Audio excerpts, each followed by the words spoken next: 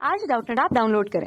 Doubtnut पर अपने सभी गणित, रसायन विज्ञान, भौतिक विज्ञान और जीव विज्ञान के डाउट्स का करो सफाया। बस प्रश्न की फोटो खींचो, एक ही प्रश्न को क्रॉप करो और तुरंत वीडियो सोल्यूशन पाओ।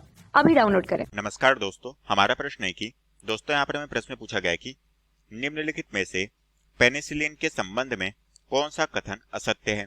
ये हमें प्रश्न में पूछा गया है। तो यहाँ पर दोस्तों हमें 4 विकल्प दिए गए हैं, हमें बताना कि कौन सा विकल्प है इसके लिए बिल्कुल सही है। तो यहाँ पर हमें प्रश्न में पेनिसिलिन के बारे में प्रश्न पूछा गया है, ठीक है, कि जो हमारा पेनिसिलिन है इसके लिए हमें बताना है कि कौन सा कथन असत्य है। ठीक है, हमें यहाँ पर क्या करना है, यहाँ पर हमें गलत कथन की पहचान करनी है कि कौन सा कथन यहाँ पर हमारा गलत है।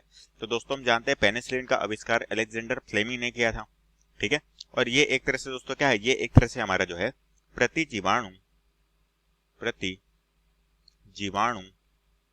कवक औषधि के तौर पे हम इसे जानते हैं, ठीक है। साथ में दोस्तों ये जो हमारा पेनिसिलिन है ये हमारा एंटीबायोटिक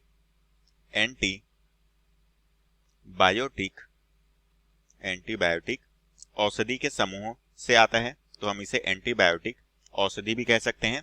और दोस्तों पेनिसिलिन को हम शॉर्ट में PAN के तौर पे भी इसे हम जानते हैं, ठीक है, माफ कीजिए दोस्तों, इसे हम PCN के तौर पे भी हम इसे जानते हैं। PCN को भी दोस्तों हम पेनिसिलिन भी कहते हैं, ठीक है, ये इसका दूसरा शॉर्ट नेम में हम इसे PCN के तौर पे जानते हैं। अब हमें 4 कथन दिया गया है, हमें बताना कि कौन सा कथन यहाँ पर असत्य है। तो एक एक करके हम कथन को देखते हैं। पहले कथन में बोला गया है कि प्रतिजीवाणु कवक है। तो दोस्तों हम जानते हैं कि पेनिसिलिन प्रतिजीवाणु कवक की तरह यहाँ पर इस्तेमाल किया जाता है, तो ऑप्शन ए हमें बिल्कुल सही कथन दिया गया है, ठीक है, यह कथन बिल्कुल सही है। दूसरा जो हमें दिया गया है उसमें बोला गया है कि एम्पिसिलिन इसका संश्लिष्ट रूपांतरण है, तो यह भी कथन बिल्कुल सही बोला गया है, तो ऑप्शन बी भी हमारा बिल्कुल कथन सही है।